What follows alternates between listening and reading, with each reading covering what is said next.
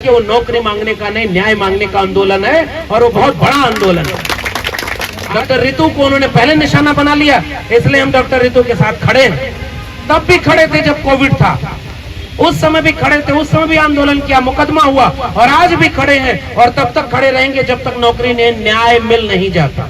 उनको भी एक बात याद रखनी चाहिए कि आपका अपॉइंटमेंट तब हुआ था जब आपकी सरकार नहीं थी, आपके विरोधी की सरकार थी, फिर भी कोई इंटरव्यू में बैठकर आपको नौकरी दिया ना।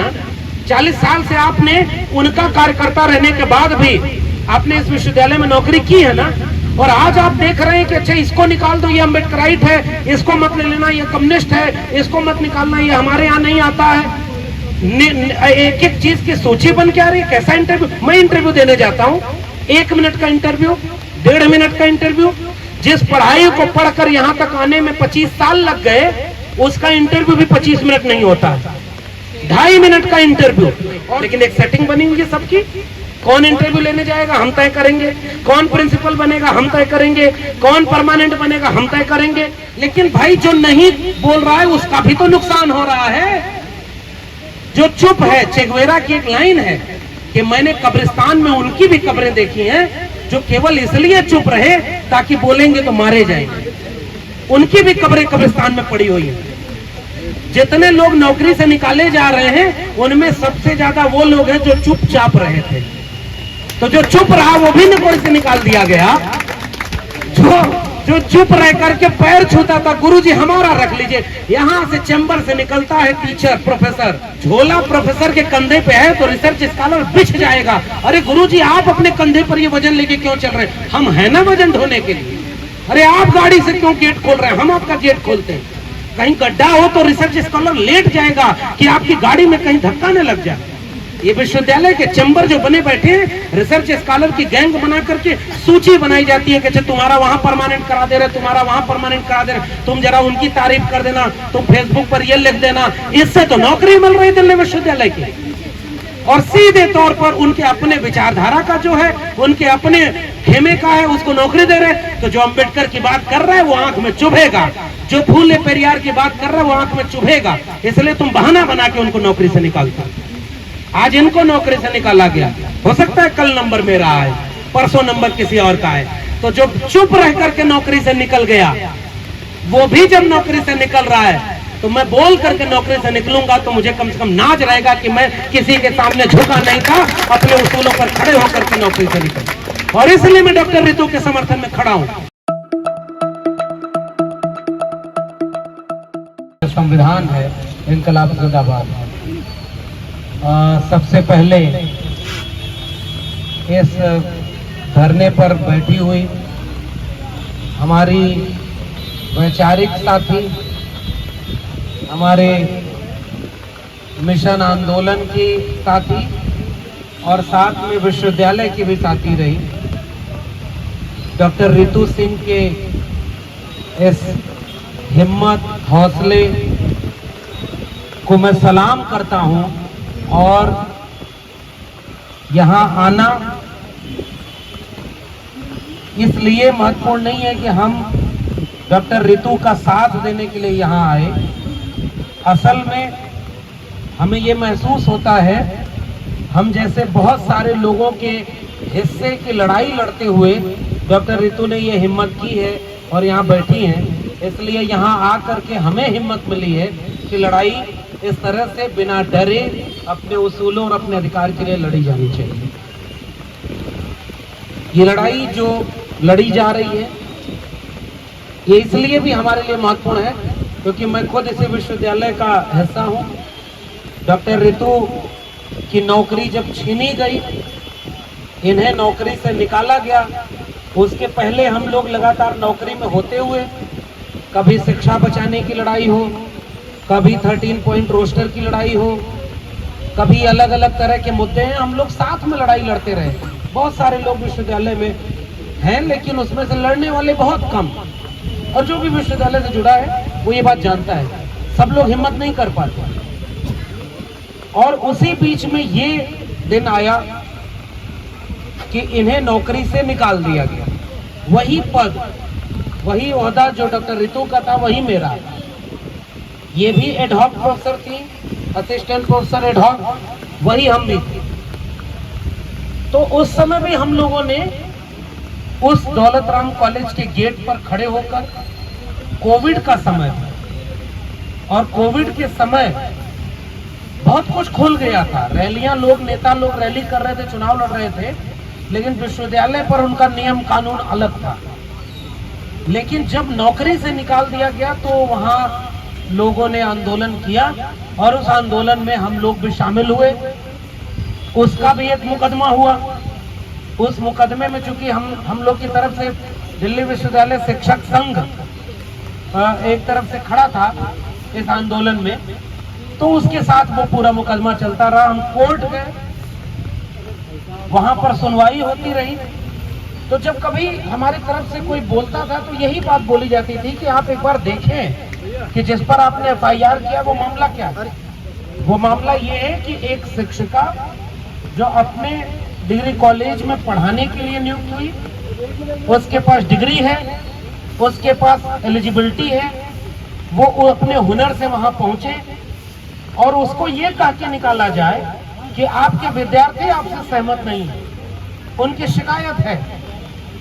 और जब इस मामले में मैंने डॉक्टर रितु का इंटरव्यू सुना, वो तो मामला चल ही रहा, ये जब धरने पर बैठ गई, हम लोग जब भी मिलते थे तो पूछते थे तो ये हो रहा था कि भाई सब तरफ तो वही लोग हैं, प्रिंसिपल को बचाएगा कौन? जो सिस्टम में है, जो कुलपति है, जो ताकतवर लोग हैं, और लड़ना किसे है? जिसकी नौकरी भी छीन ली गई।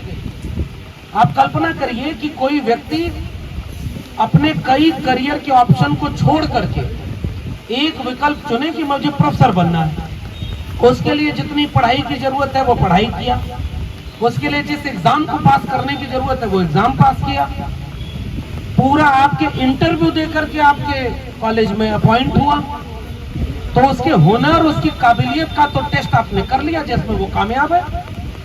उसके बाद आपने ये आरोप लगाया कि भाई हम इन्हें निकाल रहे 4 महीने बाद।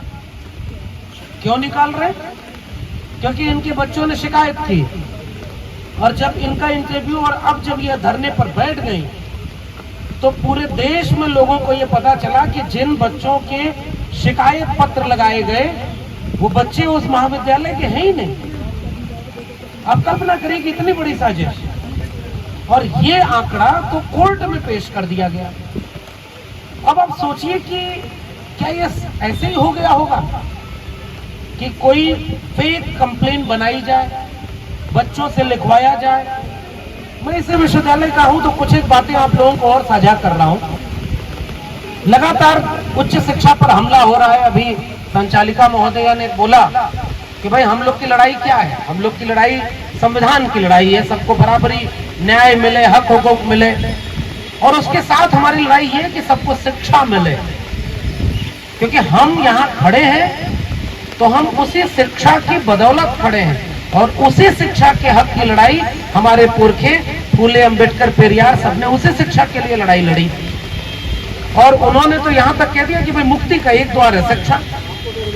तो हम जाकर के जमाने में लोगों को समझा रहे हैं कि भाई अपना पेट काट करके अपने बच्चों को पढ़ाओ, एक रोटी कम खाओ, एक कपड़ा कम पहनो, घर में रिश्तेदारी में 1 रुपया कम खर्च करो, किसी पाखंड में 1 रुपया भी खर्च मत करो। इन सब से जो पैसा रुपया बचे उससे अपने घर के बेटा बेटी को शिक्षा दिलाओ। यही हमारी लड़ाई है। जब कोई व्यक्ति शिक्षित होगा तो पाखंड से दूर होगा, अंधविश्वास से दूर होगा, शिक्षित होगा तो अपने हक को जानेगा, कौन हमारा हितैषी है, कौन हमारा दुश्मन है। तो हम दुनिया में जाकर के लोगों को समझा रहे हैं कि अपने बच्चों को शिक्षित करिए, उन्हें डॉक्टर बनाइए, इंजीनियर बनाइए, प्रोफेसर बनाइए। और जब कोई हमारे बीच का व्यक्ति संघर्ष करके यहाँ तक पहुंच जाए और उसको हम देख रहे हैं कि उसको प्रोफेसर बनने की काबिलियत के बाद प्रोफेसर की नौकरी छीन लिया, तो भाई हमसे तो लोग पूछेंगे ना कि आप तो हमें कह रहे हो शिक्षित बनाइए, पढ़ाइए, प्रोफेसर बनेंगे, और जब कोई प्रोफेसर बन गया और उसकी नौकरी छीन ली जाए तो फिर इसका क्या जवाब हम देंगे? फिर हमें जब ये तथ्य लोगों को पता चलेगा कि भाई जिनसे कंप्लेन कराई गई वो बच्चे तक नकली हैं और उनका एग्जिस्टेंस ही नहीं है, SC/ST एट्रोसिटी एक्ट के ऊपर ये मुकदमा दर्ज हुआ, उसके बाद कोई कार्रवाई नहीं।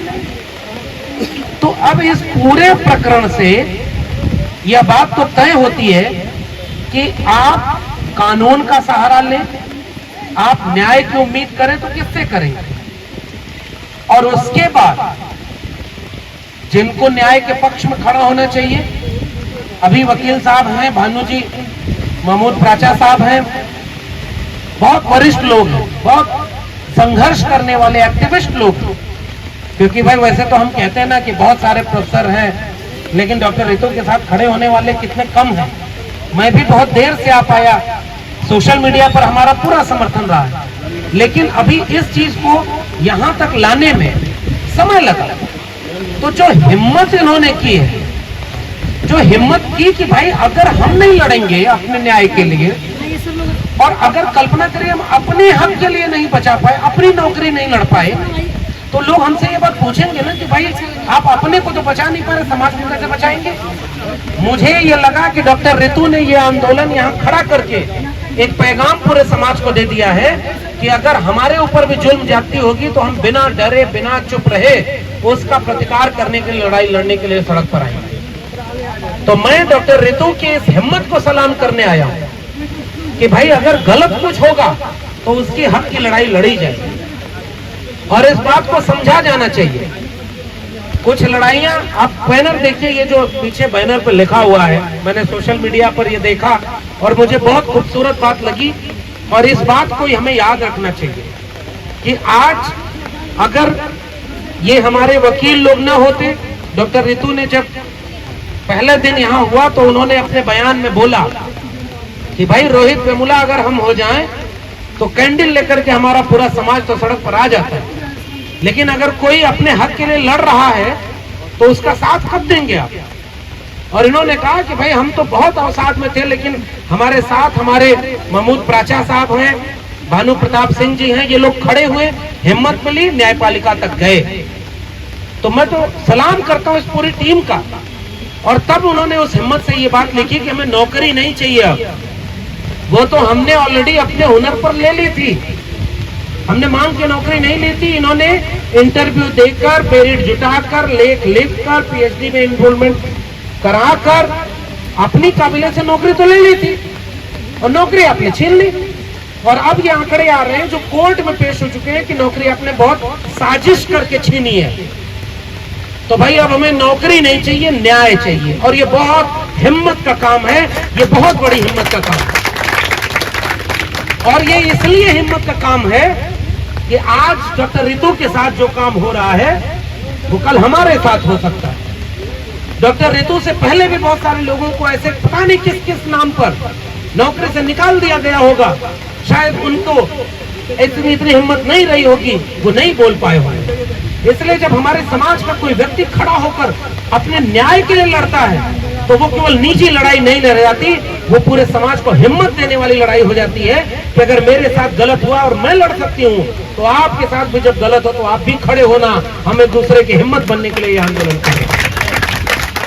और इसलिए मुझे ये बहुत शानदार बात लगी कि मैं अब न्याय चाहिए, और मैं यहाँ पर खड़े होकर के साफ तौर पर यह कहना चाहता हूँ, जो लड़ाई आज डॉक्टर रितु की है वो लड़ाई असल में हमारी भी लड़ाई है।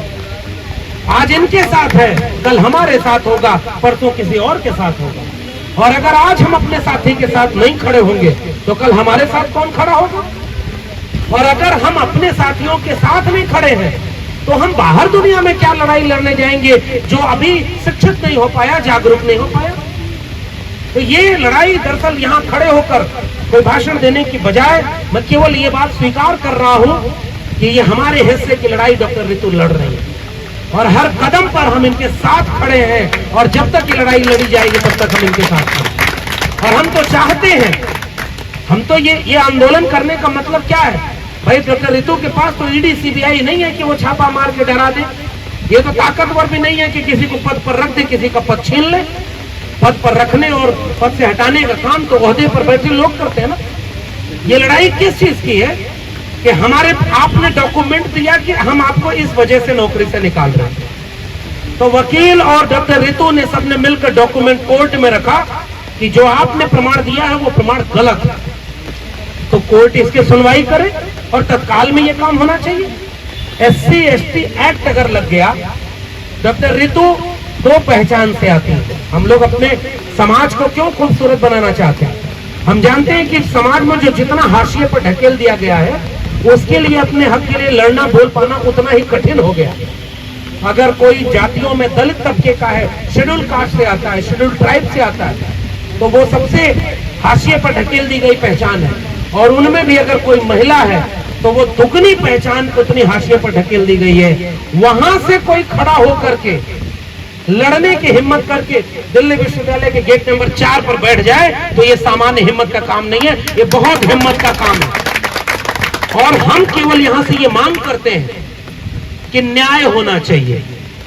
जो गलत है उसे सजा मिले, जो सही है उसके साथ न्याय हो। और हम जानते हैं कि अब तो विश्वविद्यालयों में कौन लोग प्रोफेसर बन रहे हैं। आप जिस पावर में जिसके पास है, जिसके पास ताकत है, जो सत्ता में है, आप उनके जाके पैर छूइए, आपको नौकरी मिल जाएगी। आप उनकी विचारधारा का झंडा उठा लीजिए, आप परमानेंट कर दिए जाएंगे। और आप उनकी विचारधारा को नहीं मानते, आपको कभी इंटरव्यू में 1 मिनट से ज्यादा समय नहीं दिया जाएगा। आज जो हो रहा है, डॉक्टर रितु तो शुरुआत कर रहे हैं उस लड़ाई की। ये लड़ाई मुझे लगता है कि शिक्षा को बचाने की लड़ाई तक जानी चाहिए। इतना बड़ा विश्वविद्यालय, ये केवल नौकरी बचाने की लड़ाई नहीं है। मैं यहां से एक सवाल पूछना चाहता हूं। इस विश्वविद्यालय मैं आया हूं तो मुझे पता है कि हलचल विश्वविद्यालय में होगी। हमें भी नोटिस दिया जाएगा कि भाई तुम कैसे चले गए, क्योंकि हमारे पास ऑलरेडी कई नोटिस दिया जा चुका है, हम भी उनके निशाने पर। लेकिन अब पता नहीं, डॉक्टर रितु को उन्होंने पहले निशाना बना लिया, इसलिए हम डॉक्टर रितु के साथ खड़े हैं। तब भी खड़े थे जब कोविड था, उस समय भी खड़े थे, उस समय भी आंदोलन किया, मुकदमा हुआ, और आज भी खड़े हैं और तब तक खड़े रहेंगे जब तक नौकरी ने न्याय मिल नहीं जाता। और ये लड़ाई इसलिए भी लड़ी जानी चाहिए। आज एक व्यक्ति अगर दिल्ली विश्वविद्यालय के प्रोफेसर बनने के ओहदे तक कोई पहुंच गया, उसके साथ अन्याय हो गया, वो न्याय नहीं ले पाया, ये गांव वालों को हम कैसे उम्मीद करेंगे कि वो अपने हिस्से की लड़ाई लड़के न्याय पा जाएंगे? जहां न मीडिया है, ना जहां कोई बोलने वाला, जहां कोई शायद महमूद प्राचा, शायद कोई भानु प्रताप सिंह भी ना हो, कोई दमदारी से खड़े हो जाए कि नहीं हम आपके लिए कोर्ट में खड़े होंगे। यहाँ तो देश भर से लोग आ रहे हैं। और डॉक्टर रितु को हमारी भी हिम्मत मिले, हमें भी लोग फोन करके पूछते हैं कि भाई वो आंदोलन कैसा है। मैं एक ही बात बोलता हूँ, वो आंदोलन आप उनके बैनर पर देखिए, वो नौकरी मांगने का नहीं, न्याय मांगने का आंदोलन है, और वो बहुत बड़ा आंदोलन है। आज भले ही थोड़े से लोग हैं, आज भले ही थोड़े से लोग हैं, लेकिन मैं उम्मीद करता हूँ कल यहाँ पर विश्वविद्यालय परिसर का रंग बदल दिया जाए, सारे लोग एक ही विचारधारा के भर्ती कर लिए जाएं। भाई ये विश्वविद्यालय में आज जो भर्ती हुए लोग हैं, जो उनकी विचारधारा को मानते हैं, उनको भी एक बात याद रखनी चाहिए कि आपका अपॉइंटमेंट तब हुआ था जब आपकी सरकार नहीं थी, आपके विरोधी की सरकार थी। फिर भी कोई इंटरव्यू में बैठकर आपको नौकरी दिया ना। 40 साल से आपने उनका कार्यकर्ता रहने के बाद भी आपने इस विश्वविद्यालय में नौकरी की है ना। और आज आप देख रहे हैं कि अच्छा इसको निकाल दो, ये अम्बेडकराइट है, इसको मत ले लेना, ये कम्युनिस्ट है, इसको मत निकालना, ये हमारे यहाँ नहीं आता है।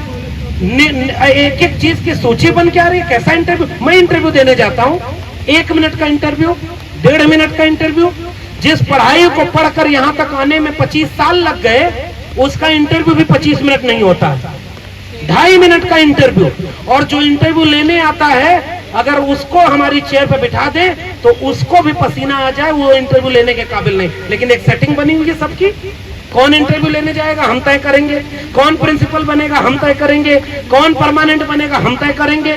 तो ऐसे में डॉक्टर रितु जो पहले से और हमसे कहते हैं कि भाई आप क्लास के बाहर बोलते क्यों हैं, ये प्रोफेसर बनने का ओहदा, वकील साहब लोग बैठे हुए हैं, ये प्रोफेसर बनने का ओहदा सरकारी नौकरी नहीं है, हम सरकार के मुलाजिम नहीं है, हम अपनी गवर्निंग बॉडी, अपने विश्वविद्यालय के मुलाजिम होते हैं।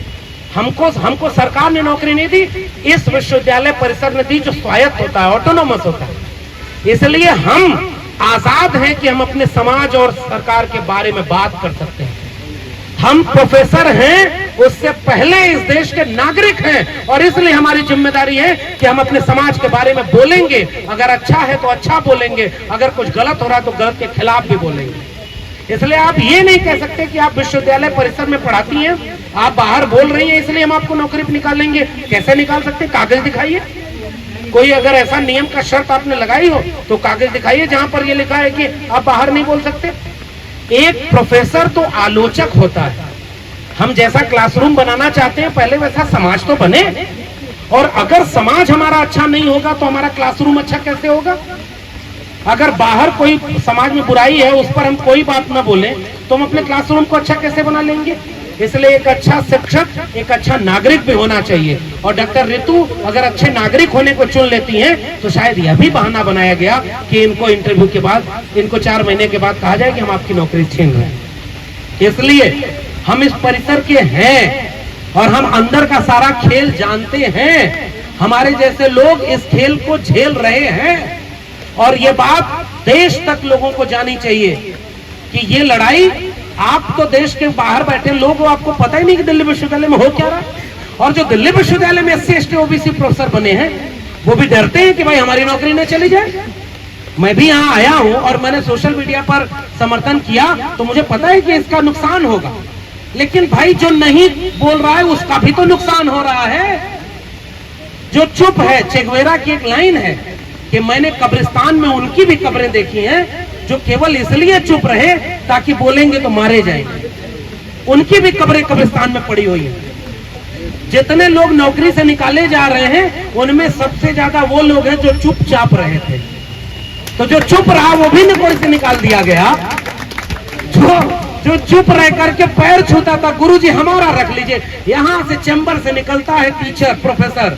और मैं तो सोशल मीडिया पर लिखता रहा हूं, बड़े लोगों को बुरा लगता है, लगे झोला प्रोफेसर के कंधे पे है तो रिसर्च स्कॉलर बिछ जाएगा। अरे गुरुजी आप अपने कंधे पर ये वजन लेके क्यों चल रहे हैं? हम है ना वजन ढोने के लिए। अरे आप गाड़ी से क्यों गेट खोल रहे हैं? हम आपका गेट खोलते हैं। कहीं गड्ढा हो तो रिसर्च स्कॉलर लेट जाएगा कि आपकी गाड़ी में कहीं धक्का न लग जाए। ये विश्वविद्यालय के चैम्बर जो बने बैठे हैं, रिसर्च स्कॉलर की गैंग बना करके सूची बनाई जाती है कि अच्छा तुम्हारा वहां परमानेंट करा दे रहे, तुम्हारा वहां परमानेंट करा दे रहे, तुम जरा उनकी तारीफ कर देना, तुम फेसबुक पर ये लिख देना। इससे तो नौकरी मिल रही दिल्ली विश्वविद्यालय की, और सीधे तौर पर उनके अपने विचारधारा का जो है, उनके अपने खेमे का है, उसको नौकरी दे रहे। तो जो अम्बेडकर की बात कर रहा है वो आंख में चुभेगा, जो फूले पेरियार की बात कर रहा है वो आंख में चुभेगा। इसलिए तुम बहाना बना के उनको नौकरी से निकालते हो। आज इनको नौकरी से निकाला गया, हो सकता है कल नंबर मेरा आए, परसों नंबर किसी और का आए। तो जो चुप रह करके नौकरी से निकल गया, वो भी जब नौकरी से निकल रहा है तो मैं बोल करके नौकरी से निकलूंगा तो मुझे कम से कम नाज रहेगा कि मैं किसी के सामने झुका नहीं था, अपने उसूलों पर खड़े होकर के नौकरी से निकल। और इसलिए मैं डॉक्टर रितु के समर्थन में खड़ा हूं। ये चाहती तो नौकरी से निकलने के बाद किसी प्रोफेसर के चैम्बर में जाकर कहते हैं कि हम आपके सामने बैठे हैं, आप हमें नौकरी दिलवा दीजिए, हम अब कुछ नहीं बोलेंगे, हम अब कोई काम नहीं करेंगे सामाजिक। लेकिन डॉक्टर रितु ने ये काम नहीं चुना। वो चाहती तो झुक करके, समझौता करके नौकरी जैसे बाकी लोग ले रहे वैसे लेती, लेकिन उन्होंने अगर ये काम चुन लिया है तो इन्हें पता है कि ये धरना करने के बाद ये कभी नौकरी से नहीं रखेंगे। इसी विश्वविद्यालय में तमाम प्रोफेसर ऐसे रिटायर हो गए जिनकी डिग्री फर्जी है। भाई डिग्री केवल वो बड़े वाले नेता की फर्जी नहीं है, उस पर कोई बात नहीं होती, और हम जानते हैं ऐसे लोगों को। लेकिन चूंकि आपस का एक रिश्ता होता है, हम तुम्हें बचाएंगे, तुम हमें बचा लेना, हम तुम्हारा समर्थन करेंगे, तुमको कमेटी में डाल देंगे, तुमको जो है हम अपॉइंट कर देंगे, बड़े ओहदे पर चले जाना, तुमको ये डिग्री दे देंगे, तुमको विदेश भेज देंगे डिपोटेशन पर। सब एक दूसरे के समझौते से चल रहे हैं। हम तुमको प्रिंसिपल बनाएंगे, तुम हमको वाइस चांसलर बनवा देना। इसी से तो पूरा देश चल रहा है। विश्वविद्यालय क्या बना रहे हो आप? ये कूड़े के घर में तब्दील हो जाएंगे। ये विश्वविद्यालय नई शिक्षा नीति लागू होने के बाद वैसे ही फीस महंगी हो गई, वैसे ही विश्वविद्यालय का सिलेबस कैसे बदला जा रहा है, वैसे ही सारी चीजें बदली जा रही हैं। ये तो इस विश्वविद्यालय में ऑलरेडी हो रहा है। और देश के लोगों को जब तक पता चलेगा कि शिक्षा चौपट हो जाएगी तब तक बचाने को कुछ बचेगा नहीं। तो अभी उसकी लड़ाई कोई क्या लड़े? यहाँ एक अपना साथी अगर नौकरी से निकाल दिया गया और उसको हम न रोक पाए, हम जानते हैं कि यहाँ खड़े होने के बाद ये नौकरी वापस नहीं मिलेगी। हम ये भी जानते हैं, हम ये जानते हैं कि हम यहाँ खड़े होकर बोल रहे हैं तो हम भी चुपते हैं उनकी आंखों में। लेकिन एक बात है, हम क्यों चुपते हैं? हम शुरू से ऐसे थे क्या? वो एक शेर है ना बहुत महत्वपूर्ण कि जी नहीं सकता तो जीने की तमन्ना छोड़ दे, बहते बहते रुक जाए वो दरिया छोड़ते, फूल था मैं और मुझे कांटा बनाकर रख दिया और अब कांटे से कहते हो कि चुभना छोड़ दे। तो पहले तो हमारे लोग अच्छा जितने चुपचाप बैठे हैं डॉक्टर रितु की तरह नहीं बोल रहे या मेरी तरह नहीं बोल रहे, तुम उन्हीं को परमानेंट कर देते। कोई परमानेंट नहीं हो रहा है भाई, परमानेंट वो हो रहा है जहां वहां से लिस्ट आ रही है। और इशारा समझदारों को इशारा काफी समझ जाइए। तो जो महिला एक वंचित शोषित तबके से आकर के यहाँ दिल्ली विश्वविद्यालय की चार दीवारी पर खड़ी होकर के अपने हक के लिए अगर लड़ रही है, मैं जानता हूं और ये बात महसूस कर रहा हूं कि इसके लिए बहुत हिम्मत की जरूरत है। और मैं यहाँ खड़े होकर डॉक्टर रितु की हिम्मत को अपनी हिम्मत देकर के मजबूत करना चाहता हूं और इनसे हिम्मत लेकर के लौटूंगा कि ऐसे न्याय की लड़ाई और लड़ाई जानी चाहिए। और आज इस देश में 3 जनवरी 1848 को पहला स्कूल खोलने वाले ज्योतिबा फूले और सावित्रीबाई फूले, जिन्होंने पढ़ाने जाने के लिए लाठी खाई, गाली खाई, गोबर खाया, आज अगर वो होंगे कहीं प्रकृति में कहीं भी उनका वजूद होगा तो एक लड़ती हुई महिला को देखकर खुश हो रही होंगी सावित्रीबाई फूले कि चलो शिक्षा के लिए एक महिला अपने हक के लिए बोल रही है। आज रितु बोल रही हैं, हमें उनके साथ खड़ा होना है, क्योंकि कल हम अगर हमारे शिकार होंगे तो हमारे साथ कौन खड़ा होगा। इसलिए आप सब यहाँ पर आए हैं, हम सब आते रहेंगे, लगातार इस आंदोलन में शामिल रहेंगे और न्याय होना चाहिए, हमारी एक ही मांग।